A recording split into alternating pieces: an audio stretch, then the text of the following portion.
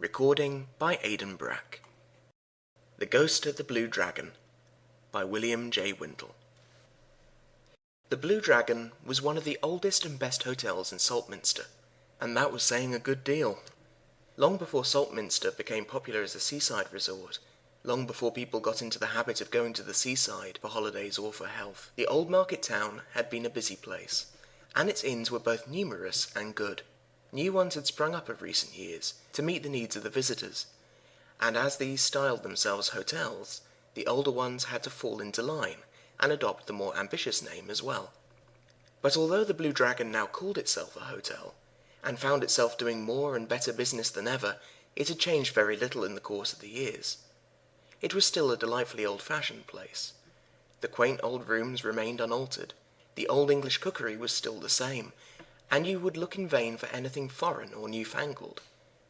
The French cook and the German waiter had never found entrance, and that was one of the reasons why the place was in such repute. You needed to book your room well in advance if you wished to stay at the Blue Dragon. Now Professor Latham wanted to stay at the Blue Dragon, for he knew a good thing when he found it. At Cambridge, where he occupied the chair of Assyrian history, he was better known for his ability as a judge of port than as a lecturer. And when he recommended an hotel, you might be quite sure that both table and cellar would prove to be above reproach. So he booked his room well in advance, and made his way to Saltminster in the middle of July to spend a quiet 6 weeks, and incidentally to revise the manuscript of his forthcoming book. At the Blue Dragon, he found that he had been allotted a room which met with his full approval. It was in the quietest and most retired part of the house, at the end of a long corridor, and looked out upon the salt marshes that ran down to the sea. It was well away from the busier part of the house, and was on the side remote from the road, and it was furnished in the style of our grandparents, exactly the style that Professor Latham admired and loved. But it had one drawback, which gave the newcomer a distinct shock when he saw it. There were 2 beds in the room. Having only one body, he had no use for 2 beds, nor had he the least intention of sharing his room with anyone else. But mine host quickly reassured him. The room was occasionally let to people who required an extra bed, and thus had been provided with one, but of course it would not be in use while the Professor occupied the room. Mine host trusted the bed would not be in the Professor's way. It was only kept furnished with the usual bedding because a dismantled bed looked so uncomfortable. The Professor assured him that he did not mind in the least if the bed was not used. It would do to put things on. So he proceeded to unpack his bag, and to throw the contents about the room in the careless style that was the despair of his housekeeper at Cambridge. The spare bed was soon pretty well concealed beneath scattered articles of clothing, books, bundles of manuscript, and other things. Then he went for a walk, located the principal streets and buildings with the aid of the local map, which was always his first purchase on arriving at any strange place, noted sundry second-hand bookshops and curio shops for further investigation at leisure, and finally made his way down to the shore, gazed with disapproval at the mixed bathing, and then absorbed himself in the alleged history of the town as set forward in a local guidebook. Now Professor Latham was an authority on history, and had a keen scent for fiction masquerading as fact, so he duly appreciated a detailed account of the visit of Queen Elizabeth to the town, and her stay at the Blue Dragon, at a date when she was unquestionably lying ill at the old palace at Richmond, which she was never to leave alive. But he cared less for various ghost stories, all of which seemed to be connected in one way or another with the Blue Dragon. If they were all to be believed, that famous hostelry must have been a somewhat exciting place to stay at in the olden days. The Professor did not believe in ghosts. He dealt in facts, and had no use for fancies. He had never yet met with a ghost story that would stand looking into, or even telling a second time. Tales of that sort always crumbled to bits when you began to ask questions. Nobody whom he had met had ever seen a ghost, though plenty of them knew other people who had seen one, and he knew the worthlessness of second-hand evidence. Still, it was a little amusing to find that the Blue Dragon had been the scene of so many legends of this kind. It was just as well that he knew better than to trouble about such absurdities, or he might not have slept well. He would be able to tell his friends that he had stayed in a very nest of ghosts, and had proved by experience that there was nothing at all in it. He returned to the hotel in time to dress for dinner, and at once noticed that the things he had left on the spare bed had been removed and placed carefully on the table. Evidently the chambermaid had been at work in his absence, but he rather wished she would leave things alone. He put them back on the bed, and hoped that she would take the hint. Then he dressed and went down to dinner. The dinner met with his entire approval. The turbot was perfection, and the saddle of mutton was exactly as it should be. He sampled the famous '58 port, of which he had heard good accounts, and he fully endorsed the accounts. He also finished the bottle. Professor Latham knew a good thing when he met it, and he never let it go to waste. Then he smoked a leisurely cigar, drank his coffee to the accompaniment of some particularly fine old brandy, and went up to bed, on excellent terms with himself and with all the world beside. When he reached his room, he paused and reflected. Surely he put those things back on the bed before he went down to dinner, and now they are on the table again. Confound that chambermaid! But was he quite sure that he put them back? He thought so, but really that port was uncommonly fine, and the brandy was the genuine article. But did he put those things back, or did he only intend to do so? Really, it was too absurd that he could not remember a simple thing like that. Let's see. What was the date? '58, of course, but why should the waiter meddle with his arrangement of the room? No, not the waiter. It must have been the chambermaid. Or were the things on the table after all? Why couldn't he remember a simple little thing like that? It must be the sea air. Better go to bed and not bother any more about it. So Professor Latham threw the things back on the bed, except those that fell on the floor, and turned into the other bed. He murmured '58 twice, and then slept the sleep of the man who has dined. Not for worlds would we suggest that Professor Latham was either merry, elevated, well-oiled, 3 sheets in the wind, or anything other than as sober as a judge after an assize dinner. Thus it can only be regarded as remarkable that his sleep should have been disturbed by persistent dreams. And it was still more remarkable that all his dreams had to do with that other bed. He dreamed that it was occupied. He dreamed that he was aroused by the sound of, well, heavy breathing, and the sound came from the other bed. He struck a match and lit the candle that stood by his bedside. When it had left off spluttering, he saw that the things he had laid on the other bed were no longer there, but a mountain seemed to have arisen in the midst of the bed. It was occupied. Now, who could have the confounded impertinence? He would have a few plain words with the landlord in the morning about this. Then he thought that he carefully got out of bed, said things to himself as his bare foot trod on a collar stud that some fool must have thrown on the floor, and made his way to the other bed to see who the intruder was. He had already noted that the man was an ugly-looking fellow, red-headed, and provided with a nose whose colour suggested that water disagreed with him. Probably some drunken roisterer who had come home late and had mistaken the room. He would enlighten him on the subject.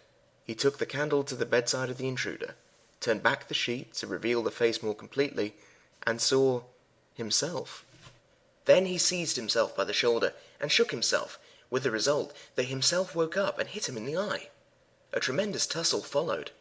Himself jumped out of bed and knocked him down, but he got up again and tripped himself up and got the head of himself into chancery.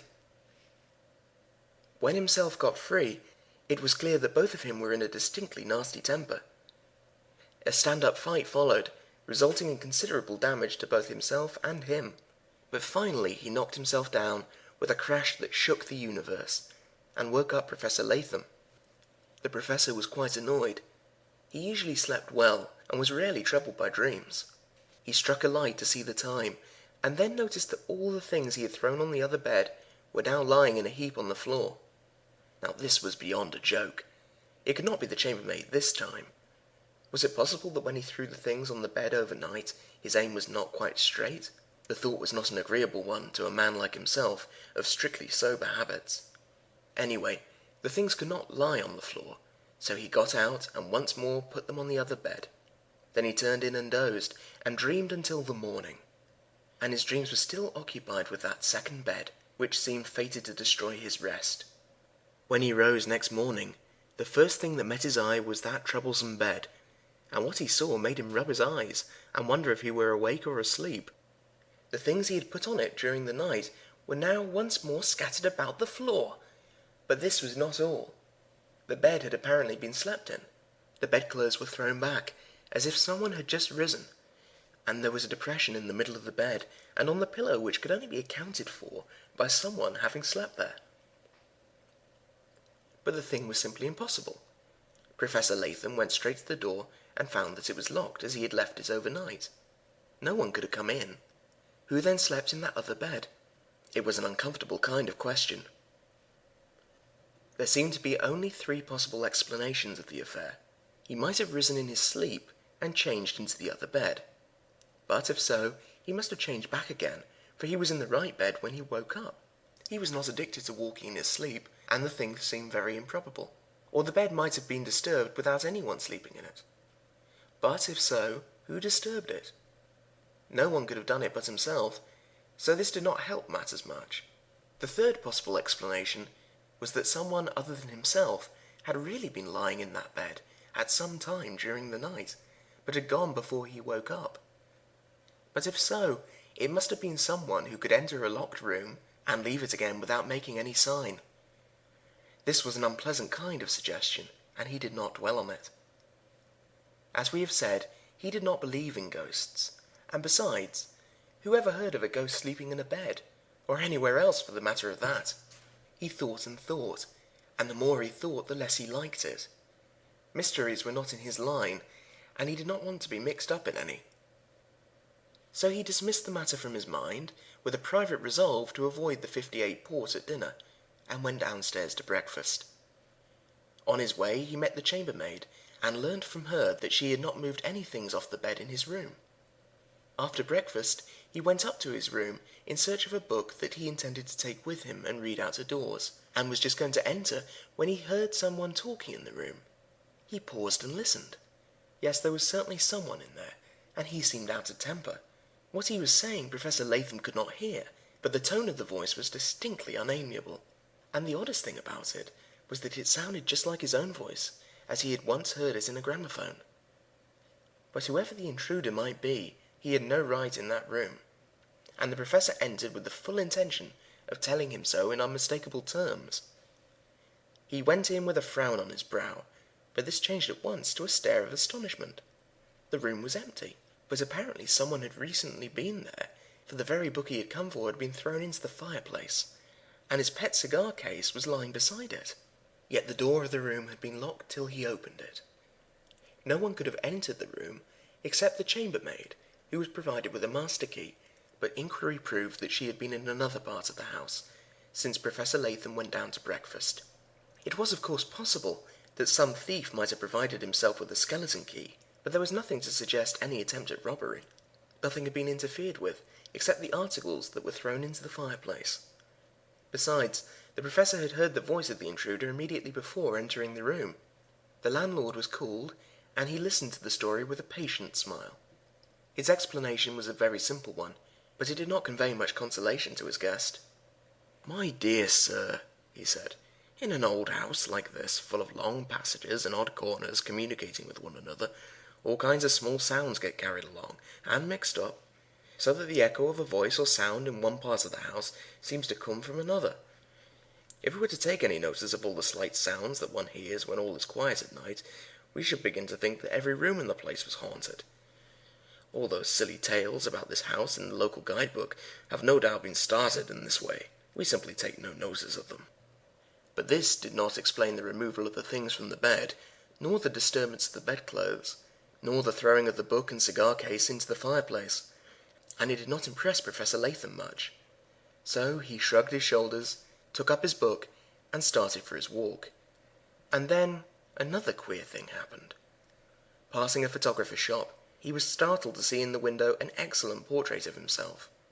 As he had never been to the place before, and had never in his life been photographed with his hat on his head, as this portrait represented him, he was considerably astonished. He went into the shop and remarked, "I see you have in your window a photograph of Professor Latham of Cambridge. May I ask where it was taken?" "I fear you are mistaken, sir," said the photographer. "We do not know the name, and have certainly not taken any gentleman giving that name. Would you mind pointing out the portrait?" The bewildered Professor indicated the photograph, and received the explanation that it was of a gentleman who had stayed at the Blue Dragon 2 years before, and who had declined to give any name. "But it is a very good portrait of yourself," said the photographer. "Possibly it is yours, and you have forgotten the occurrence." Professor Latham could only assure him that he had never been in Saltminster before, and had certainly not sat for that portrait. It could only be regarded as a very curious and extraordinary coincidence. He wondered if he possessed a double.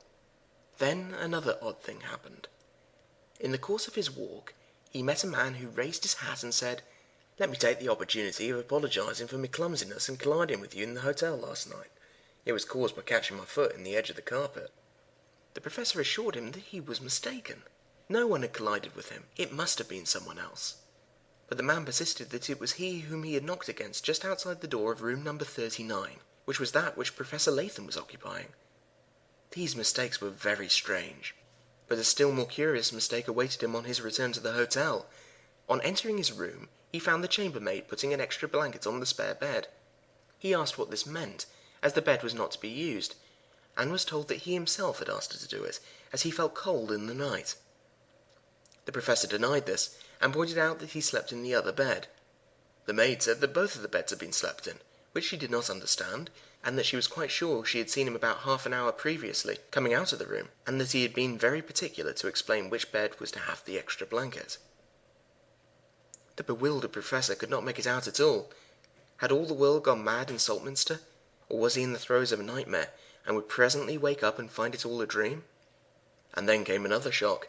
He presently went to the mirror to brush his hair, and over his shoulder he distinctly saw the exact double of himself going out through the door of the room. He turned quickly, and was just in time to see the door close. He ran across the room and flung the door open, but no one was visible in the corridor. Yet he had been so quick, and the corridor was so long, that no one could have got away in the time. A few minutes later he went down to lunch. As he entered the dining room, he noticed that the waiter looked at him with some surprise. Then the man asked if he had changed his mind about lunching. The Professor asked what he meant, and was informed that as he went out of the house a few minutes before, he had said in answer to the waiter's inquiry that he would not be in to lunch. Things were getting complicated. Evidently someone was being mistaken for him. This might be accounted for by personal resemblance. What about the incidents in the bedroom? And these things were not happening after dinner, so that the blame could not be laid at the door of the 58 Port. The rest of the day was uneventful. Professor Latham dined with as much satisfaction as on the day before, but he drank a lighter wine than port. He had a game at billiards after dinner. He avoided the old brandy, and he retired to rest in good time. The sea air had made him sleepy, and he hoped to make amends for the restlessness of the previous night. On the whole, he slept soundly, but twice in the night he was disturbed by dreams that he heard someone breathing heavily in the room. On thinking the matter over afterwards, he was not quite sure whether he dreamed this, or actually heard it when half awake. He was inclined to think that the latter was the case, for in the morning he found to his disgust that the spare bed had evidently been slept in again. And there was a fresh development. On a chair beside the spare bed lay a piece of paper, torn out of the Professor's pocket-book as it proved, and on this had been scribbled some verses of a musical song of a particularly ribald and vulgar character, and the handwriting was that of Professor Latham. He could not deny it, though the song was quite unknown to him, and was of a kind he would never think of either writing or repeating. He could not get away from the fact that the handwriting was his own. He began to feel thankful that he had not left his cheque-book about. But during the day, things took a still more unpleasant turn. The landlord sought an interview with him, and after some hesitation, told him he must ask him to find other accommodation. He indignantly inquired the reason, and was told that a gentleman who attempted to kiss the chambermaid on the stairs was not the kind of patron that was desired at the Blue Dragon. Imagine the feelings of Professor Latham, who was the last man in the world to do such a thing. But the chambermaid persisted in her story, in spite of his denials and assurances that it must have been someone else, and the unfortunate man had to agree to leave the next day. By this time he had had more than enough at Saltminster, and decided to return to Cambridge rather than seek other accommodation in the place. But the delay till the next day was to prove very nearly fatal to him. That same evening, as he went up to bed, he distinctly heard muttered laughter in his room just before he opened the door to go in, and he found that the clothes of the spare bed had been turned back, as if someone was about to get into it. He also noticed that one of his razors had been taken out of its case, and was lying open on the dressing table. He put it back, and it was as well for him that he did so. He was undressed, and was about to get into bed, when he turned to the window to see what kind of weather it was. The moon was shining brightly, and he stood there for a minute or two with the window open. Then he suddenly found himself caught in the grip of someone behind him, and at the same moment an accidental glance at the mirror showed him the face of his antagonist over his shoulder. It was his own face. He saw at once that it was to be a struggle for life. The horror that had him in its grip was evidently trying to throw him out through the window. For some minutes the issue was uncertain. Twice he was pressed against the windowsill, and was almost over, but each time by a supreme effort he managed to get back into the room. Dressing table and chairs were overturned in the struggle, and no doubt a great noise was thus made, but he was unconscious of everything but the struggle for life. But the noise was the saving of Professor Latham. It attracted the notice of the other guests, who came out of their rooms to see what it was. Then followed a loud knocking at his door, and at the same moment he found himself alone. He left Saltminster the next morning, and he has expressed no opinion on ghost stories since, nor has he ever been known to recommend the Blue Dragon as a nice quiet place for a holiday. End of The Ghost at the Blue Dragon. Recording by Aidan Brack. Atlanta, the 4th of October 2010.